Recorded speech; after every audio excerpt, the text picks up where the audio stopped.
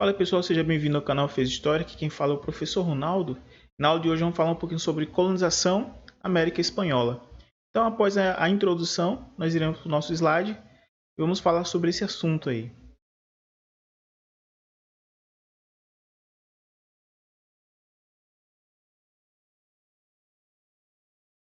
Pois bem, pessoal, já estamos aqui com o nosso slide aberto. Então, como foi dito no início, vamos falar sobre a colonização da América Espanhola. Aqui o contexto ainda, pessoal, é sobre o mercantilismo, A Europa agora descobrindo novas terras, as Américas. Nós vimos um pouquinho sobre Portugal, que eles descobriram ou redescobriram, foi o termo que nós utilizamos na aula passada, o redescobrimento das Américas. Mas assim que esses europeus pisaram os pés aqui, eles tiveram a presença de outros povos, que eram os indígenas, Aqui agora, no contexto espanhol, nós iremos falar um pouquinho mais sobre esses indígenas. Na aula anterior, se você perdeu, tem um card aqui em cima que você pode consultar a aula anterior. Nós falamos uma introdução sobre alguns povos, os maias, os astecas, os incas. E aqui nós iremos continuar um pouquinho mais esse assunto, porque esses ameríndios também viviam aqui nessas terras. Então vamos lá. A conquista espanhola da América. Desde a chegada da América, os europeus passaram a impor seu domínio sobre as terras indígenas. Essa imposição aqui, como nós vimos no passado, meio que foi uma troca de parceria, mas com o tempo, alguns conquistadores, na figura principalmente de Hernán Cortés, eles começaram a impor realmente a sua liderança. No início foi parceria entre os povos que aqui viviam, depois foi imposição do povo europeu para conquistar e assim explorar suas terras. Lembrando que aqui nesse contexto nós estamos falando da divisão do Tratado de Tordesilhas, aquela parte lá dos Andes, a parte do Atlântico, do nosso continente americano. Então aqui a parte espanhola. Vamos lá. Em 1519, o primeiro contato entre os espanhóis, liderados por Hernán Cortés, essa figura aí, e os astecas. Depois nós tivemos, é possível que os astecas tenham associado os espanhóis a deuses que, segundo sua profecia, retornaria para reinar no império. Lembrando, como já foi dito por mim mesmo, a cultura indígena, tanto brasileira quanto as americanas, são fantásticas. Então, de acordo com a cultura deles, realmente existia a figura de que viria povos além-mar para, mais uma vez, conquistar as suas terras. Porque aqui é uma mitologia, ou não tão mitologia, de acordo com a crença deles, existia povos que viviam e dominavam suas terras antigamente, antes do dilúvio, mencionado por Noé. Então, logo após o dilúvio, essas terras, por isso que nós vimos muita riqueza, como pirâmides, estruturas magníficas, até mesmo na ilha de Páscoa, nós podemos ver um pouquinho isso. Eles acreditavam que essas divindades elas retornariam a algum tempo. Então é bem provável realmente que isso tenha acontecido. Eles têm associado os espanhóis a seus deuses que viriam além-mar. Então retornariam para reinar mais uma vez o império. É por isso que muitas vezes a gente não entende ou não compreende muito bem o que aconteceu, Como assim? Os espanhóis vieram com um barco, com um navio e dominaram cerca de 2 milhões de pessoas assim tão fácil e conquistaram. Não foi assim, tá bom? Foi de acordo com a crença deles. Cortés se juntou às populações locais conquistadas pelos astecas e tomou Tenochtitlan, destruída em menos de 3 anos. Então aqui, com certeza, foi a aliança que ele teve com outros povos, se dizendo como um deus, para conquistar outras regiões. É claro que a intenção europeia, a intenção espanhola, nesse sentido era a colonização e também a exploração dos bens materiais, visto que esses povos eles tinham pedras preciosas, ouro, não como um simbolismo de riqueza, mas como um simbolismo dos deuses que eles adoravam, por causa justamente das cores, O Deus Sol e assim por diante. 1532, Francisco Pizarro aproveitou-se de uma disputa dinástica e submeteu o Império Inca, aprisionando e executando o imperador Atahualpa. Não sei se eu falei certo aqui, mas Atahualpa. Aê, um nome diferente. Então, que nós vimos mais uma vez, Hernán Cortés dominou os astecas, Francisco Pizarro dominou os incas e os espanhóis foram ganhando território. Continuando aqui, a institucionalização da conquista, ou seja, Assim que eles dominaram essas terras, agora eles oficializaram, vamos dizer assim, marcaram um território para mostrar que era deles. A coroa espanhola incentivou a colonização, ou seja, muitos espanhóis saírem lá da Europa para vir para essas terras americanas com recursos privados. O governo bancou, chamado de adelantados. O que esses adelantados tinham que fazer? Direito de fundar núcleos de ocupação e construir fortalezas, ou seja, crescer, construir casas, castelos e assim se estabelecerem aqui. Obrigação de cristianizar os ameríndios, levar a religião. Obrigação de entregar ao Estado 1/5 da produção. Então aqui foi algumas das benefícios e obrigações, né, que esses adelantados, ou seja, esses representantes da coroa espanhola aqui na terra da América do Sul, principalmente na parte espanhola, né, da divisão do Tratado de Tordesilhas. Então eles tinham essa obrigação. A coroa bancou toda a viagem dele, bancou tudo, construiu fortalezas e casas, deu tudo para eles. Em troca, eles tinham que dar o quinto e cristianizar, ou seja, levar religião para os índios e ainda mais criar fortaleza e assim ficarem estabelecidos aqui nas terras conquistadas. Era uma troca que eles tinham, né? Então, como é que funcionava a administração colonial? A coroa espanhola, claro, a Espanha, tinha o Conselho das Índias, casa de contratação. Lá, eles tinham esses responsáveis, né, que era para administrar a colônia, que é esses países, né, que foram conquistados. E como é que funcionava aqui na América, nas terras? Funcionava da seguinte forma: vice-reinos, capitanias gerais, que tinham suas audiências e cabildos. O que era isso a gente vai ver daqui a pouco. Então, essa era basicamente a administração colonial. A coroa espanhola mandava, lembrando e enfatizando na parte espanhola da América, tá bom? Depois falaremos sobre a parte portuguesa, que com certeza vai entrar depois na história do Brasil Império. Então, na parte espanhola funcionava dessa forma. Os cargos importantes da colônia eram exercidos pelos chapetones, homens nascidos na Espanha, aqueles que vinham com tudo bancado pela coroa espanhola. Os crioulos, filhos de espanhóis nascidos na América, só podiam exercer cargos públicos nos cabildos, foi aquilo que a gente comentou. Essas capitanias gerais, podemos meio que fazer um paralelo com as capitanias hereditárias nossas aqui. Então, como é que funcionava? Esses cabildos, como foi mencionado, eles já foram nascidos aqui nas terras. Então, tinha uma parceria entre os povos dominados e os dominadores. Não era algo muito duro entre eles não, pois, como foi dito antes, eles vinham como uma representação de uma divindade. E no passado, na cultura Inca, Azteca e Maia, no passado, essas divindades deles vieram para trazer a tecnologia, para trazer a modernidade. Então, eles acreditavam da mesma forma que os espanhóis vieram para trazer a tecnologia, a modernidade, uma nova era. Era isso que eles acreditavam. Então, os ameríndios, os índios que viviam aqui nas Américas, principalmente os incas, maias, os astecas, nessa região espanhola, eles tinham essa crença da divindade do homem, que é dos seus deuses que viria e foi meio que encarnado ou visualizado na figura do homem branco, principalmente pela vestimenta deles. Isso é uma curiosidade. De acordo com a cultura deles, os deuses deles tinham uma coroa que formava um arco, uma coroa no pescoço em forma de arco. Então essas coroas no pescoço, elas representavam a questão do sol. E por coincidência do período, a vestimenta que esses espanhóis utilizavam, que é basicamente como hoje nós conhecemos como gravata. Se nós pegarmos a história das gravatas, nós vamos ver que eles utilizavam aí nesse período, do século XV, século XVI, período de descobrimento, eles usavam algo como se fosse algo bem pomposo assim no pescoço, que era a gravata anterior.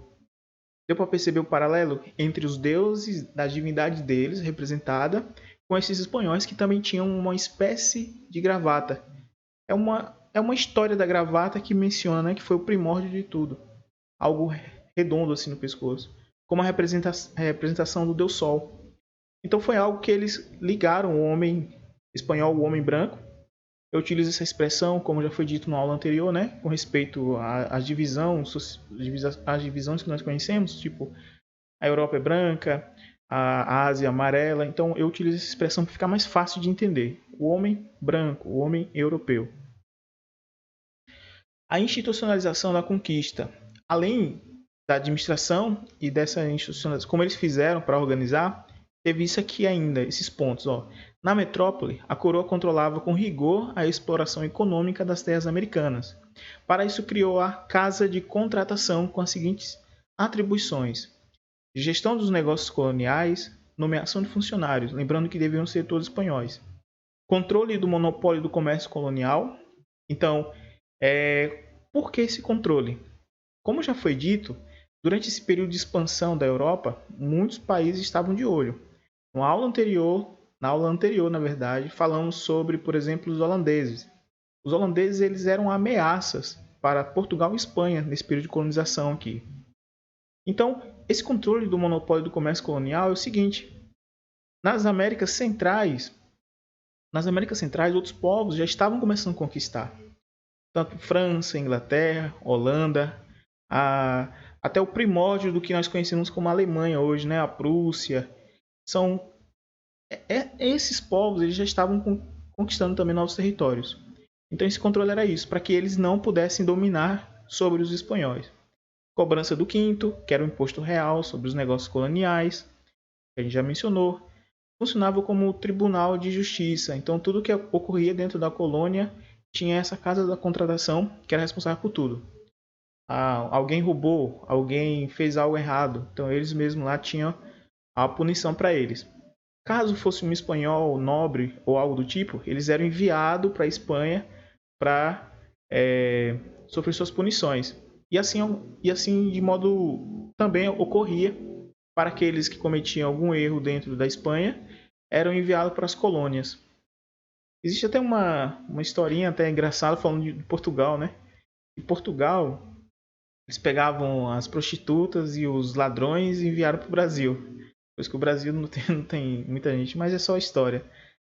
Pode ser que, né, de certo modo, ocorreu isso, assim como na Espanha também. A casa de contratação na Espanha, ele enviava tanto aqueles que cometiam algum erro para cá, a coroa também espanhola, e daqui para lá também ocorria algo parecido. Além disso, para garantir o exclusivo metropolitano, a coroa estabeleceu regime de porto único para ter melhor controle, Espanha, Sevilha e Cádiz, claro, eles tinham que ter controle, visto que nesse período também, pessoal, tinha a pirataria, como eu já mencionei na aula passada. Na América tinha Havana, Veracruz, Porto Belo e Cartagena. Então aqui são alguns dos portos. Para quê? Para ter melhor controle, para saber de onde vem, para onde vai, não ficar algo solto. Então com esse controle ficar mais fácil, né, de não deixar com que nada se perdesse aí nesse tempo. Regime de frotas e galeões para o transporte dos bens coloniais, como já foi mencionado agora mesmo, os navios específicos para tal atividade. O comboio era escoltado por embarcações de guerra para impedir a pirataria, como já foi mencionado também. Então a pirataria, basicamente, ela ocorria, os piratas eles funcionavam da seguinte forma: por conta própria, para enriquecimento próprio, claro, e também contratados por outros países para, por exemplo, não simplesmente roubar, mas destruir os navios no caminho. Funcionava da seguinte forma: para deixar o país rival mais pobre. E esses piratas contratados, eles não são conhecidos como piratas. Já foi dito na aula anterior, são conhecidos como corsários. Então, o pirata em si, ele é ilegal, de acordo com a definição deles. Mas o pirata legal é conhecido como corsário. Existem essas duas diferenças. Até um filme mesmo aí conhecido como Piratas do Caribe, não sei se você já assistiu. Em certo momento, o pirata lá, o Capitão Barbosa, se não me falha a memória, que é rival do outro pirata, o Jack Sparrow, o Barbosa, ele por um momento, em algum dos filmes, ele é contratado como corsário. Aí usa aqueles cabelos, né? Cabelo diferente, roupa, a vestimenta diferente. Mas sendo que ele é pirata. Só que agora ele virou um corsário. Em que sentido? trabalhando para uma corte ou uma coroa específica.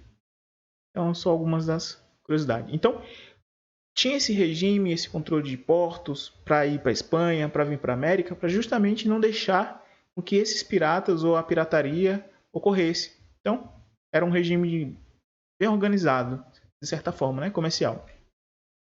Aqui nós temos a divisão política administrativa da América Espanhola no século XVIII. Então, como já foi mencionado, né, nesse mapa aqui, deixa eu voltar. Nesse mapa não aparece aqui algumas definições e divisões nas terras brasileiras durante o século XVIII, porque o conteúdo nós estamos direcionando aqui à América Espanhola. Uma curiosidade é que nós temos aqui também na América Central, né? Como mencionado antes, Havana, né? Em Cuba. Então são alguns dos lugares aqui onde tinha o comércio bem organizado. Então nós vimos aqui um poder muito grande da Espanha, né? Dominando vários territórios e assim tendo um controle maior sobre tudo que era produzido, que era comercializado aqui nas terras e explorados. Olha que interessante, né? Portugal e Espanha ficaram com um pedaço enorme das terras. E sendo que a Europa ficou com outro pedaço menorzinho, né? A Europa, os outros países, tá bom? Deixar claro que Portugal e Espanha também são da Europa, mas os outros países. É por isso que tem uma batalha muito grande aí nos séculos seguintes e nós iremos mencionar com certeza em outras aulas. Aqui nós temos a economia colonial. Como é que funcionava a economia lá dentro da colônia? As regiões da América Espanhola desenvolveram atividades econômicas associadas a condições geográficas e climáticas. Então eram diversas. Em cada lugar tinha sua própria economia. Até hoje é assim, né? Associar a economia colonial na América Espanhola. Ok. Nós temos aqui criação de gado, vice-reino do Peru e da Nova Espanha. No mapinha, aqui, você pode até dar uma olhadinha, ó, vice-reino do Peru, tá vendo? Então, no mapa, ele pode te ajudar. Aí, se você quiser em casa, você pode dar um print, ou dar uma pausa aqui, né? Nesse mapinha, ou tirar uma foto e acompanhar aqui esse gráfico aqui para observar bem aqui. Nós temos metais preciosos onde? No vice-reino do Peru e da Nova Espanha. Cana-de-açúcar, nós temos o anil, cacau, tabaco e algodão. São muitas das especiarias e o comércio aqui com certeza muito grande. Porque tudo isso aqui, pessoal, fez com que a noção que nós temos hoje de mundo mudou completamente nessa época aqui, ó. Por quê? Porque a criação de gado é muito forte aqui nas Américas. Então é algo que a comida, a carne até hoje é produzido tanto na Ásia, lá na China, quanto aqui nas terras americanas, tanto América do Norte quanto América do Sul. Estados Unidos, se não me engano, é a maior potência hoje nesse segmento, tendo o Brasil também e algum país asiático. Talvez China, que são os maiores produtores de criação de gado. Até hoje, isso é muito forte. Ou seja, a Europa não é tão forte assim na produção. Metais preciosos. Nós vimos aqui de um período saindo da Idade Média, entrando para um outro período que a África está sendo bastante explorada. Então, esses metais preciosos encontrados aqui, nós podemos dizer que também a exploração na questão das minas, né, de Potosí, que era uma das maiores minas já registradas na história. A mina de Potosí deu muita riqueza para a Espanha. A cana-de-açúcar, eu já mencionei, se não me falha a memória, a cana-de-açúcar em aulas anteriores, porque até então o açúcar produzido na Europa era açúcar com base em batata doce. Então o cana-de-açúcar, que é o açúcar utilizado até hoje, foi um diferencial muito grande, com certeza a riqueza da cana-de-açúcar, e é um dos diferenciais também no período da história brasileira, durante o período Brasil Imperial, que é justamente nesse período aí. Durante o Brasil Imperial, a cana-de-açúcar foi um dos marcos, tanto o ouro quanto o açúcar e o café. São alguns dos marcos da história brasileira e também na história espanhola. Nós temos o anil, o cacau, não é? O chocolate, assim por diante, o tabaco, o fumo e o algodão. Muito forte porque há necessidade de mais vestimenta, a população crescendo e tudo mais. O algodão até então também era lá na região da Índia. Percebeu como mudou o eixo mundial? Deixou de ser utilizado mais o Mediterrâneo, como foi dito na aula anterior. É claro que aqui é uma playlist, né? Uma playlist de aulas continuadas. Na aula anterior falamos que a área do Mediterrâneo era uma área que era muito rica justamente por causa da Ásia. Então tinha muito tráfico ali. Não tráfico, mas tráfego, né? Então depois, no Atlântico, quando descobriu as Américas, nesse período, o tráfico mudou para cá. E para a África também. Então, tudo isso aí foi meios de enriquecimento, não somente a colônia espanhola, mas também nas colônias portuguesas. Ficaram muito ricos. Foi o diferencial desses dois impérios, né, grandes impérios, nesse período aqui. A extração dos metais preciosos era a principal atividade econômica na colônia, controlada por grandes grupos financeiros metropolitanos. Inicialmente, extraiu-se o ouro de aluvião na região das Antilhas, na América Central. Então, ouro. Para tal, os espanhóis recorreram ao trabalho de indígenas escravizados. Por que eles utilizaram indígena? Porque eles conheciam o território e muitas vezes os indígenas sabiam onde tinha os locais onde tinha pepita de ouro. Até hoje eles sabem. Citar um exemplo que é conflito atual, né? Hoje nós estamos no setembro de 2020. Só para contextualizar, não sei quando você vai assistir esse vídeo, mas em setembro hoje de 2020 há muita discussão sobre a Amazônia. Então, a discussão que hoje tem no século 2020, no século 21, é com respeito, pessoal, à riqueza que tem dentro das terras amazônicas. E quem que conhece a riqueza é os indígenas. É por isso que existe uma discussão que muita gente não entende, não compreende. Pensa que é simplesmente por causa da vida que existe lá, dos animais, da natureza. Aí tem algumas ideias equivocadas com respeito à Amazônia, o pulmão do mundo, não é? Muita gente não entende isso. A questão que tem do Amazonas é que o Amazonas é do tamanho da Europa.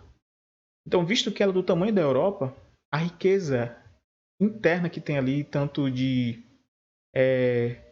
grafeno, como é mencionado algumas vezes, e também a biodiversidade natural, como por exemplo os animais que existem lá. É claro, se pararmos para estudar um pouco a Amazônia, vamos encontrar cura para dezenas de doenças. Mas isso é um conteúdo para outra aula, para a gente entender, só para contextualizar. Os indígenas tinham conhecimento do seu território, assim como hoje também tem da Amazônia. Então, a intenção de explorar esses locais e, por isso, a utilização de indígenas.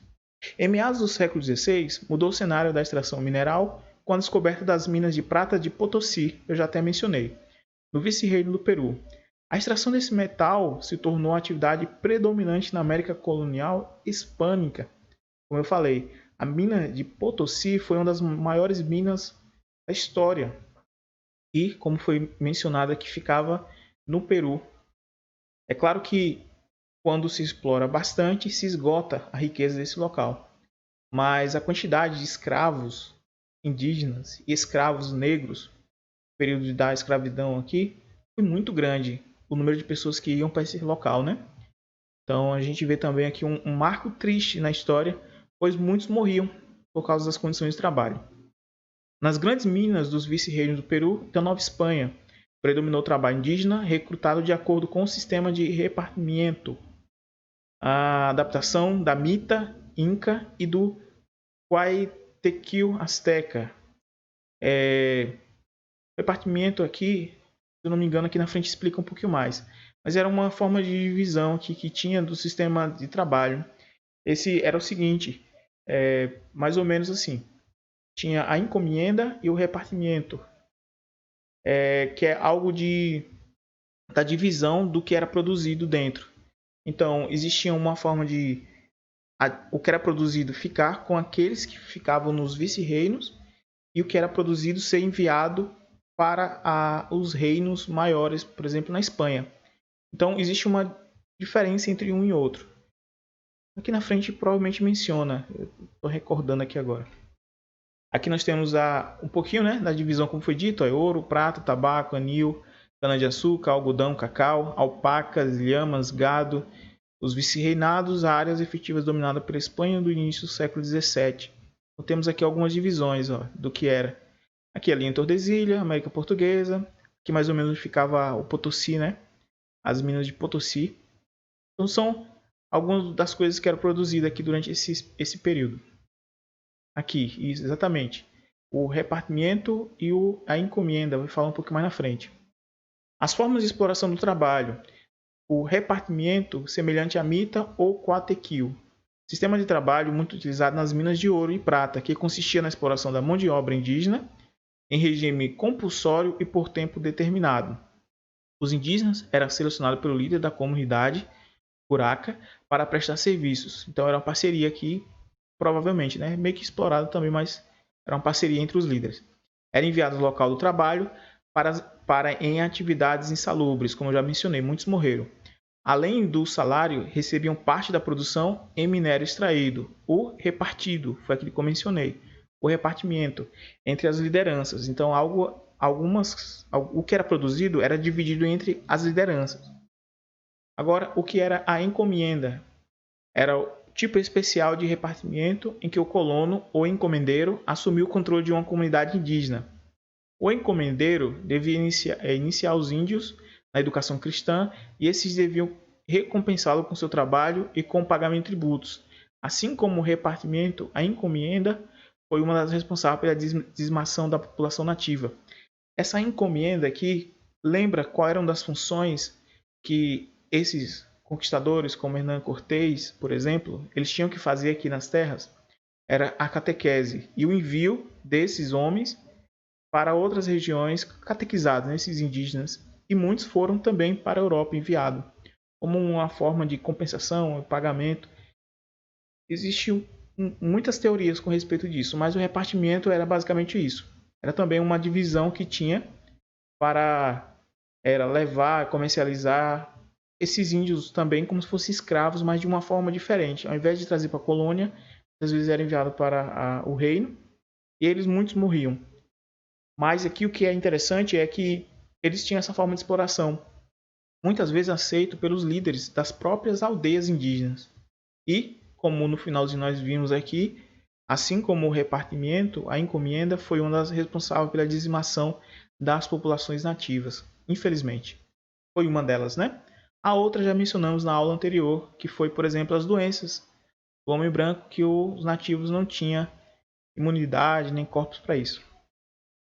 Haciendas, agricultura e criação de gado. As haciendas eram grandes propriedades que funcionavam no sistema de plantation de produtos tropicais e de criação de gado para mercados locais e europeus. Também, forma de trabalho nas haciendas, inicialmente indígenas e africanos escravizados.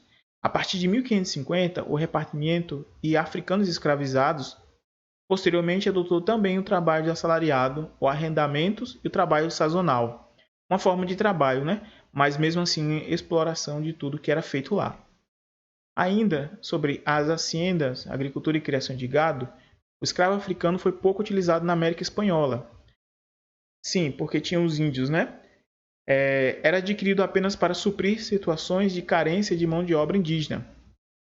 A maior exceção foi Cuba, onde a produção açucareira entre os séculos XVIII e XIX levou à adoção da escravidão africana em grande escala. Na Colômbia e na Venezuela, em menor escala que em Cuba, os escravos africanos foram muito utilizados nas haciendas de gado, açúcar e cacau na América Espanhola. Por isso a disparidade nos números da aula anterior. Eu coloquei um mapa, um gráfico na aula anterior, mostrando a quantidade de escravos nas terras brasileiras, escravos negros, em comparação com os outros países e outras colônias, como na América do Norte, como aqui também na América Espanhola. Não quer dizer que não houve escravidão. Houve, sim, somente dos indígenas e também dos africanos, mas em menor número do que nas terras brasileiras, que foi basicamente exclusiva o uso de negros, né, dos africanos. Então, há essa diferença. A formação de uma sociedade mestiça. Interessante isso. A presença de diversos grupos étnicos na América Espanhola propiciou a formação de uma sociedade mestiça, ou seja, uma miscigenação. União interracial ocorreu em todos os níveis sociais. Então, entre o mais rico e o mais pobre, em todos. Os mestiços, no entanto, enfrentaram dificuldades de integração social, problemas que persistem até os dias atuais. Sim, existe mesmo um problema porque alguns lugares eles têm aquela cultura sobre os nascidos de sangue nobre, ou os que são de pessoas de classe rica, os que são de classe pobre. Nesses países da América Espanhola não se sabe quem é sangue nobre, sangue rico. Há muitos relatos de, por exemplo, o líder, o chefe de uma nação, por exemplo, o chefe da nação maia, o mais poderoso dos maias, que hoje o seu descendente é alguém mais inferior na camada social. Poderia ser muito bem como acontece em algumas monarquias ou alguma forma de império, de reinos, aos descendentes dos nobres eles se tornarem pessoas importantes na sociedade. Mas por causa da miscigenação, há uma divisão muito grande. Citar um exemplo até atual, no Havaí. Por exemplo, no Havaí, antes da chegada, né, dos colonizadores lá, dos ingleses, os americanos, no Havaí existiam os reinos, um reino. Então o rei do Havaí, ele, com a chegada do homem lá, né, para escravizá-los ou para conquistá-los, ele se tornou alguém menos inferior, mas até hoje pela comunidade ele era visto como alguém bem querido. Outro exemplo que podemos citar é dentro das senzalas brasileiras aqui de escravidão. Muitas vezes os índios que eram trazidos, os negros trazidos da África eram chefes, líderes de comunidades lá e eram trazidos para cá por causa da miscigenação ou por causa da escravidão.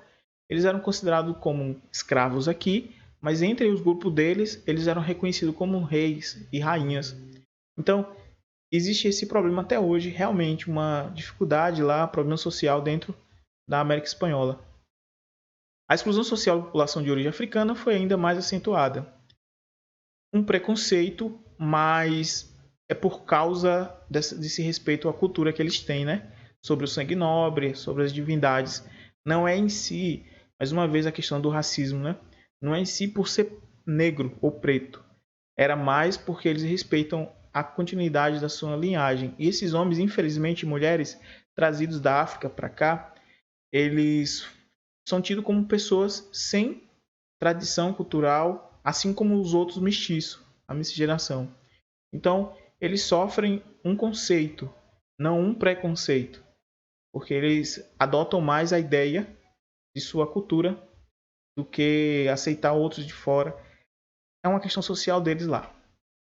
Aqui nós temos a formação da sociedade mestiça, né?